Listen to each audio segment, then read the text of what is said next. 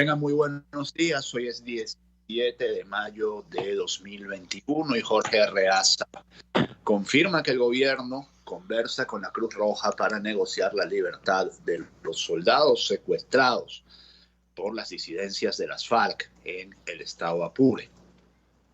Por cierto, 17 de marzo, 6:30 de la mañana, y todavía no reconoce el régimen de Nicolás Maduro que quienes tienen secuestrados a los soldados venezolanos son disidencias de las FARC, a pesar de que estas en un video que envían el fin de semana, pues lo confirman, se ven sus uniformes, o al menos sus uniformes dicen que son las FARC-EP. Bueno, están los comunicados de las FARC-EP anunciando que tienen soldados secuestrados, etcétera. El canciller de la administración de Nicolás Maduro, dice la nota que firma el periodista Miguel da Silva, Jorge Arreaza, informó este sábado que el gobierno adelanta las conversaciones con la Cruz Roja para lograr la liberación de los 8 militares secuestrados por la guerrilla en Apure. En su cuenta Twitter, @JArreaza, el diplomático detalló que desde la Cancillería hemos adelantado las coordinaciones con la Cruz Roja, a quienes agradecemos por su profesionalismo y rigor para generar en conjunto las condiciones necesarias para una segura y pronta liberación de nuestros valientes soldados. El sábado, en el chavismo, cuando quiere parir una idea, termina pues lanzando una consigna. No voy a usar el verbo que uso normalmente porque es bastante ofensivo. Entonces la consigna del sábado era liberen a los patriotas. Bueno, con consignas, como le he dicho varias veces, no se arregla esto. A los delincuentes con los delincuentes no se dialoga, a los delincuentes se les somete ante la justicia. Claro, para eso tiene que haber justicia, no esto que tenemos en Venezuela. El ministro de la Defensa, sigue la nota de Carota Digital, Vladimir Padrino López, confirmó este sábado que 8 militares venezolanos fueron secuestrados por guerrilleros en la frontera colombo-venezolana, en el estado Apure.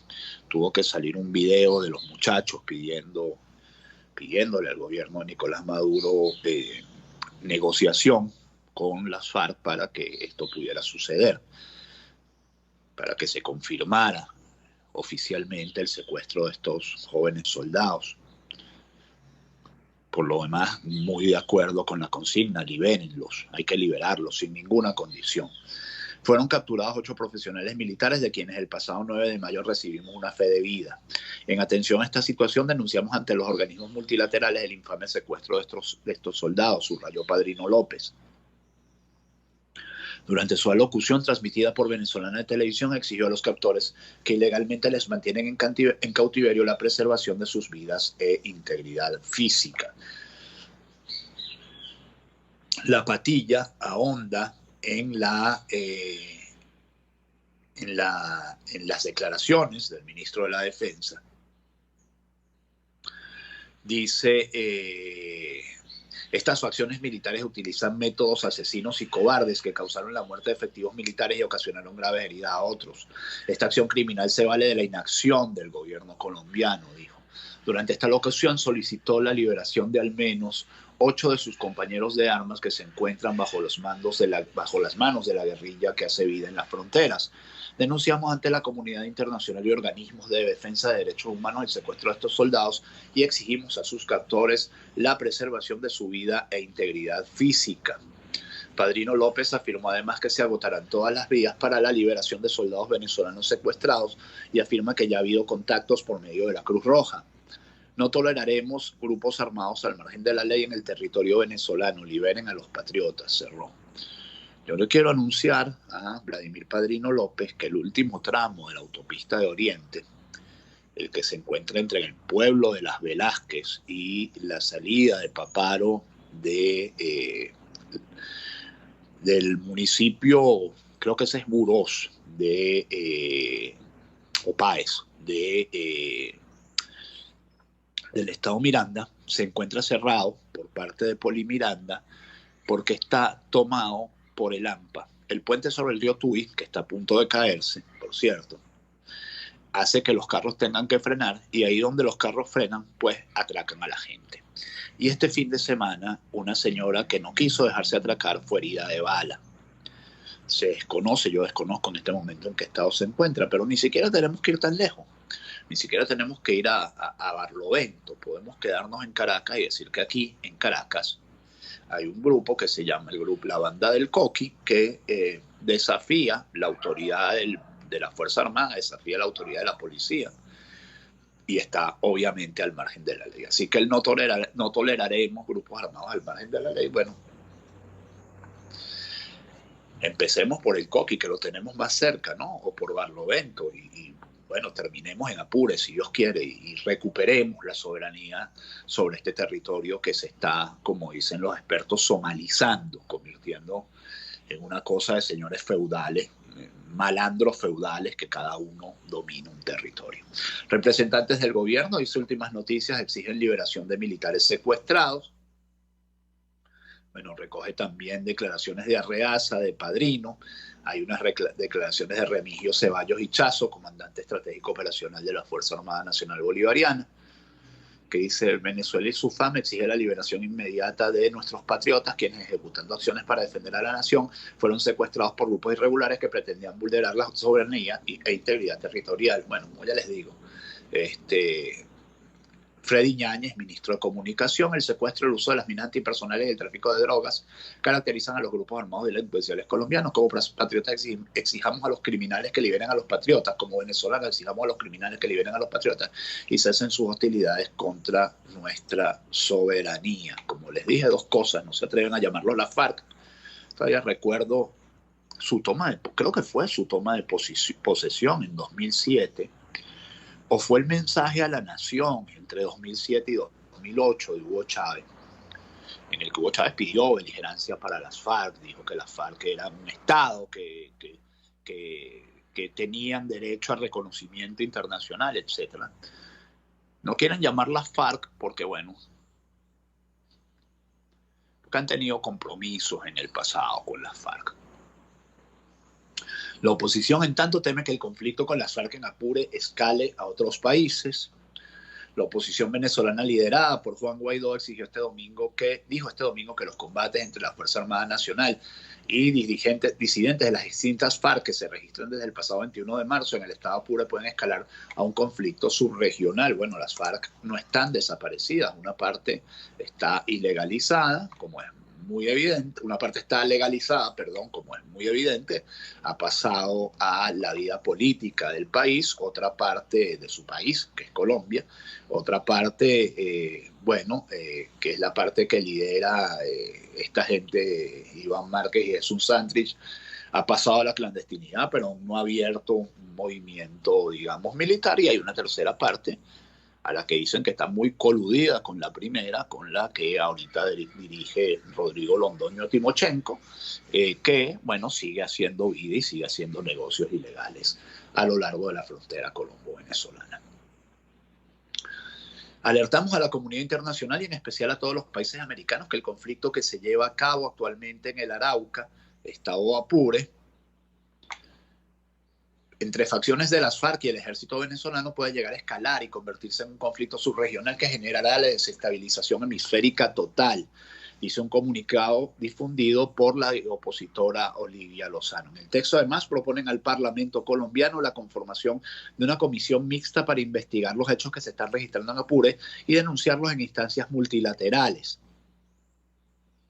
El comunicado de la oposición se da también para criticar el tardío pronunciamiento de la administración de Nicolás Maduro sobre el secuestro de 8 militares por parte de grupos irregulares colombianos que ha evitado identificar, pero que ONG denuncian son disidentes de las FARC.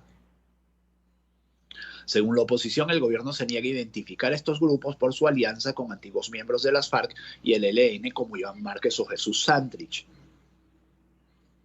La afirmación sobre los enfrentamientos en la zona fronteriza es escasa. Las autoridades de Venezuela solo informaron en un primer momento de la muerte de 8 soldados y 9 terroristas y posteriormente indicaron que tenían varios fallecidos más, sin detallar el número de bajas totales.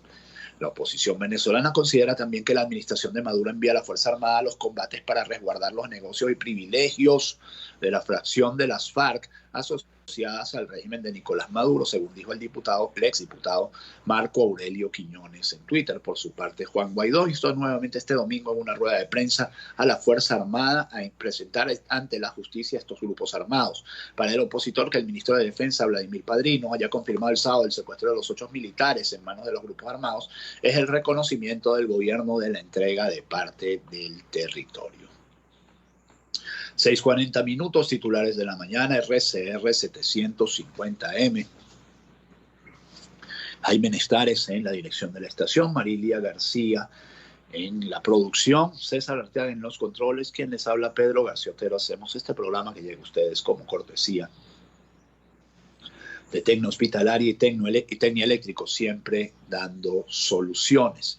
Informaciones llegan de Chile sobre el referendo de la nueva constitución. Independientes y oposición lideran resultados de Convención Constituyente de Chile. La agencia EFE señala que ciudadanos independientes y la oposición de centro e izquierdas, que acudió fragmentada en los históricos comicios del fin de semana de Chile, obtendrían más de 2/3 de los 155 escaños de la convención que redactará la nueva constitución, según el 64,3% de los votos escrutados. La derecha, que se presentó en una única lista conformada por los partidos del oficialismo, sería la gran perdedora de esta elección al conseguir menos de 1/3 de los escaños, el porcentaje necesario para influir en el contenido de la nueva Carta Magna y vetar artículos.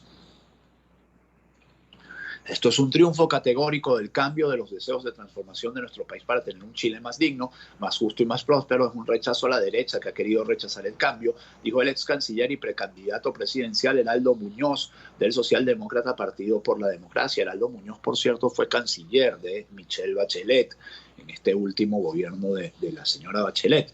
La suma de las dos listas de los partidos de la oposición de izquierda también estaría por sí misma lejos de los 2/3 que les llegó a atribuir antes de las elecciones y apenas alcanzarían 1/3 de los escaños. Inteligente la votación en Chile, votando por independientes, que conseguirían un resultado inédito y podrían ser la primera fuerza de la convención según resultados preliminares. Ahora, si son independientes, probablemente les resulte difícil ponerse de acuerdo. Información de último minuto también del Medio Oriente. Israel y Gaza vivieron su 7º día de la peor escalada bélica desde 2014. Gaza e Israel vivieron este sábado la 7ª jornada de su peor escalada bélica desde 2014, con un casi constante intercambio de fuego entre las milicias y el ejército israelí, sin que en la región trascendieran detalles oficiales de avances hacia una posible tregua que Estados Unidos y otros actores tratan de impulsar. Tras una madrugada de intensos bombardeos de represalia israelíes sobre Gaza y otra ráfaga de cohetes lanzados por las milicias hacia Tel Aviv y el centro del país, el grado de enfrentamientos fue relativamente menor durante el día, pero las alarmas antiaéreas no dejaron de sonar en las localidades de Israel cercanas a Gaza y el ejército israelí siguió con ataques contra posiciones de Hamas.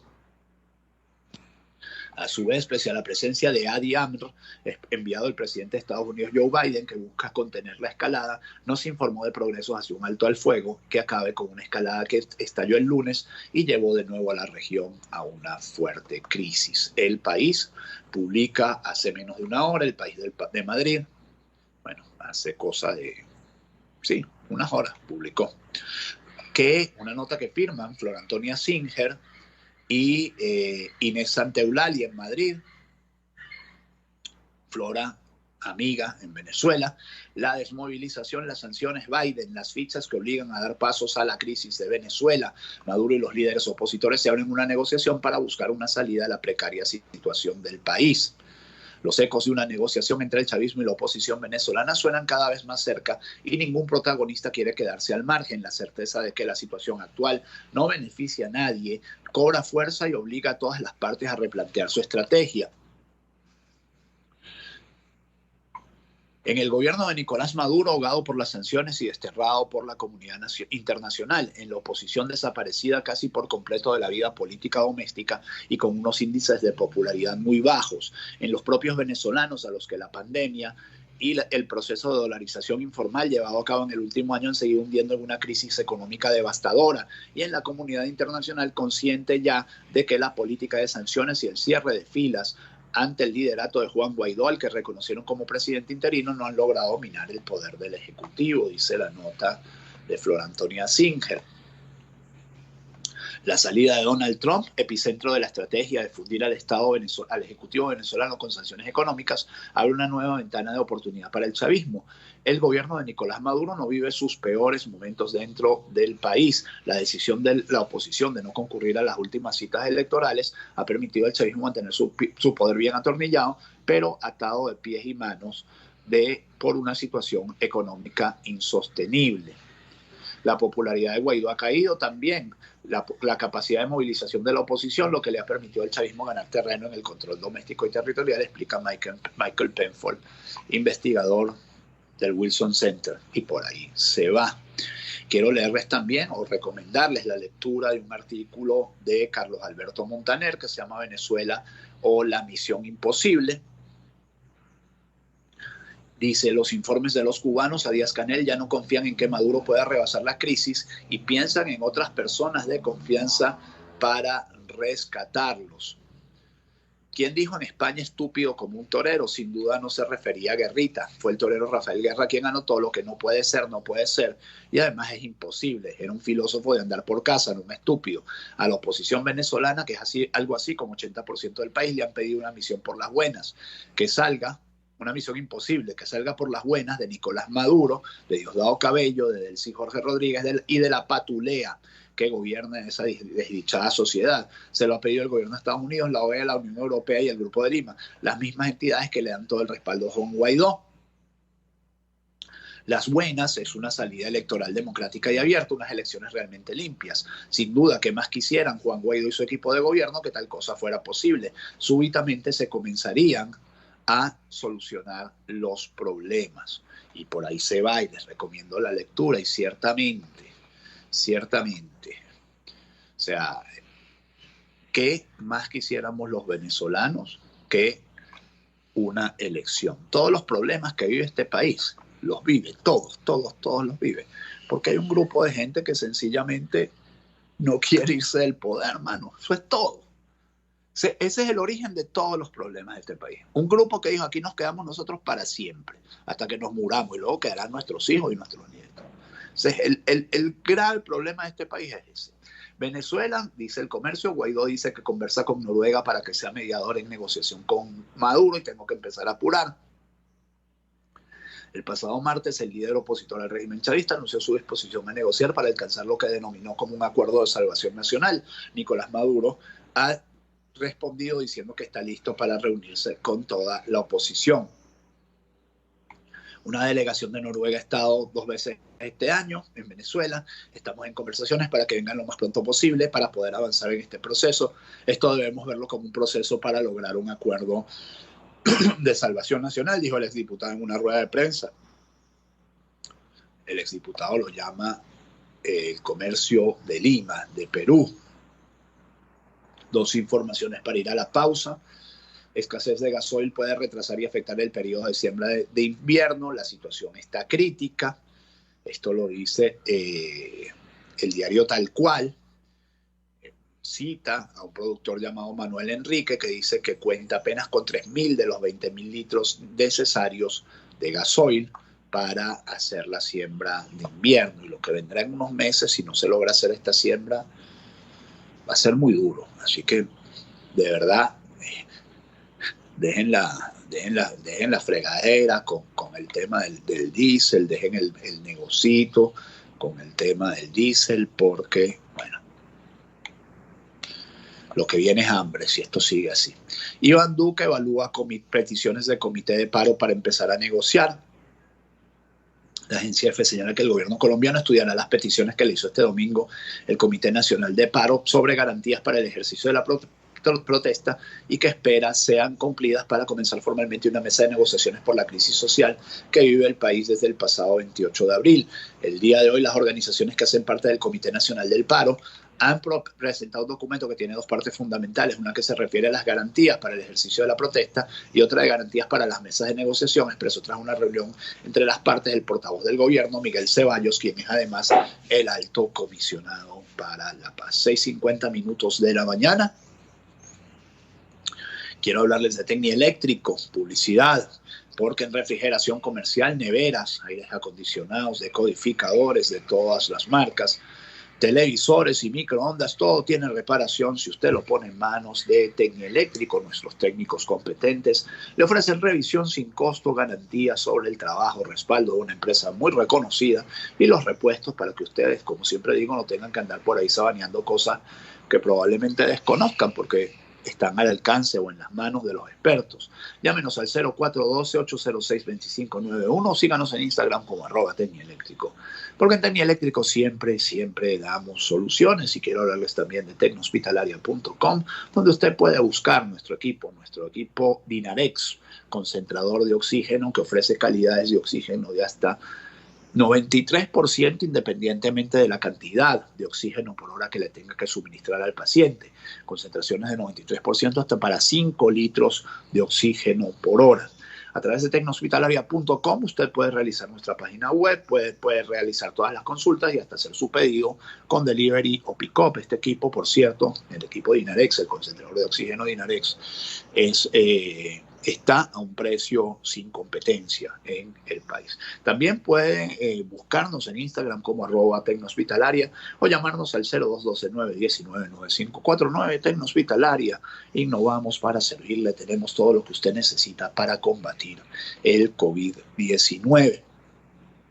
Lunes 17 de mayo empieza una semana de cuarentena radical. Esta semana, a partir del 17 de mayo hasta el domingo 23, serán 7 días de cuarentena radical y consciente. Sin embargo, hemos contenido la segunda ola de la pandemia, dice Maduro. Sin embargo, tenemos una meseta alta de contagios y es importante seguir cuidándonos. Máxima disciplina, escribió el mandatario en su cuenta @Nicolás Maduro también, y lanzó un video en Instagram. Ya no quiere estar dando cadena los domingos. Lleva 2 semanas que como que le da fastidio hacer la cadena de los domingos o tiene otros compromisos que le impiden hacerla. Otros compromisos. Con 301 casos, Lara es el estado con más contagios de COVID-19 en las últimas horas. 16 de mayo, esto lo dice el Impulso. Le tocó a Lara el juego de la sillita. Un día es Lara, otro día es Carabobo, otro día es eso. O sea, no existe, mano. Estadísticamente esa cosa, eso es muy raro. Que el mayor número de casos de la enfermedad vaya saltando de un estado a otro. 1.233 casos de COVID-19 registró Venezuela en las últimas 24 horas. Este es el registro, como siempre digo, oficial del Ministerio de Comunicación, que no del de Salud. Los casos reportados en Lara se ubican en sus 9 municipios. Estoy leyendo la nota del Impulso. El resto de los casos nacionales están distribuidos en Zulia 176, Yaracuy 142, Sucre 125, 8 casos en Caracas. Mandaron las pruebas para el interior, no están haciendo pruebas en Caracas. Si es que están haciendo pruebas, porque hace 1 mes y medio que no hacen ninguna prueba en un hospital. Tú vas a un hospital con síntomas COVID y no te hacen la prueba del COVID. Familiar de Walid Macled asegura que continúa detenido en el SEBIN Helicoide. El viernes fue liberado Walid Macled. Andrea González, esposa de Basel Macled, hermano del narcotraficante venezolano Walid Macled, aclaró esta sábado en una entrevista El Pitazo que este último continúa preso en la sede del Servicio Bolivariano de Inteligencia Nacional. Walid Macled, con una sentencia de 14 años por narcotráfico y lavado de dinero, lleva casi una década preso en el SEBIN, luego de ser extraditado en 2011 desde Colombia y sentenciado en 2015, un viernes en la noche, absolutamente movido con la detención del director de Lácteos Los Andes, luego con el suicidio de uno de los gerentes de Lácteos Los Andes, luego con la toma por parte de la Guardia Nacional de la sede del Nacional para cumplir con la sentencia de difamación a favor de Diosdado Cabello contra el Nacional, y finalmente el anuncio de la liberación de Walid Macled, que, como dice Andrea González, la esposa de la cuñada de Walid Macled, no se ha cumplido. Por cierto, esa historia de Andrea González es interesantísima. La historia de Andrea González es premio Sájarov, tengo entendido, si es la misma. Bueno, y la cárcel, pues la hizo esposa de Basel Macled. Creo que este es el caso, no lo tengo muy claro, pero creo que este es el caso. No me hagan mucho, no me presten mucha atención en esto, pero voy a trabajar con este tema. Turistas quedaron varados entre las islas de Coche y Margarita cuando falló su embarcación. Una embarcación que quedó a la deriva por casi 4 horas en la isla de Coche, en el estado de Nueva Esparta, dejando varados a un grupo de turistas en el Mar Caribe. El navío recreacional Moondancer presentó una falla por la que tuvo que ser rescatada por los cuerpos de seguridad. El hecho ocurrió a 4 de la tarde de este sábado, cuando el grupo de turistas pretendía regresar a la isla de Margarita. Luego, después de un full day en Coche, quedaron varados y el capitán de la embarcación emitió un llamado de emergencia por radio. Los ciudadanos quedaron a la deriva por más de 3 horas, puesto que un bote de rescate llegó al lugar a las 7:45 p.m., informaron fuentes cercanas al portal de noticias. A las 7 de la noche zarpó una comisión marítima en la marina del Venetur, según indicó la minuta de las autoridades. En tal sentido, recibieron el llamado de emergencia del Moondancer y los rescataron menos de 1 hora después, sin comunicar de dificultades en el procedimiento. Para cerrar el horror, una mujer murió en Vargas porque el hospital no tenía emergencia eléctrica para atenderla. El diputado electo en las elecciones parlamentarias de 2015, José Manuel Olivares, alertó este domingo que en el hospital de Naiguatá, en el estado Vargas, murió una paciente porque no había electricidad en el centro asistencial para atenderla. En su cuenta Twitter, el parlamentario indicó que hoy en el hospital de Naiguatá murió una paciente con una crisis de asma porque no había luz para poder atenderla. Hace casi ya una semana Naiguatá está sin luz y nadie da la cara sobre lo que está pasando. Esto es un horror, desde Caruao hasta, creo que más allá de Naiguatá no hay luz en Vargas desde hace más de una semana. Increíble esto. Y para cerrar, una nota de Infobae: el nuevo mecanismo de expropiación y censura que utiliza el régimen de Maduro contra Venezuela, contra los medios en Venezuela. El embargo contra el diario El Nacional marcó un nuevo hito en cuanto a los procedimientos que implementa el chavismo para contrarrestar la libertad de prensa en el país, porque no solo se trata de la clausura de un periódico, sino que además toma por la fuerza sus activos para el uso de un personero particular de la dictadura, el repudio por la confiscación. El embargo de la sede del diario El Nacional ha sido pues un repudio en el mundo entero y ciertamente muestra un poco el carácter de lo que se está cociendo también a lo interno del chavismo. Desde aquí, sin entrar en otros detalles por los momentos, obviamente muy solidarios con el diario El Nacional, muy solidarios con su gerente general, Jorge Macriñotis, con el personal que allí trabaja.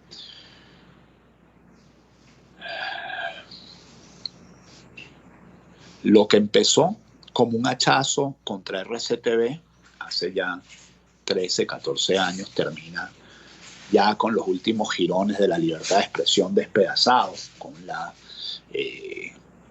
el cierre del Nacional. También recordar el cierre de esta casa, RCR 750M. Volveremos a hacer 750M cuando vuelva la democracia a Venezuela, y ese va a ser un gran día. 6:58, que este día, 17 de mayo, sea lo que ustedes esperan de él. Si Dios quiere, nos encontramos mañana. Chao. Informe RCR presentó Titulares de la Mañana con Pedro García Otero. Este programa fue presentado por Tecnieléctrico. Siempre damos soluciones.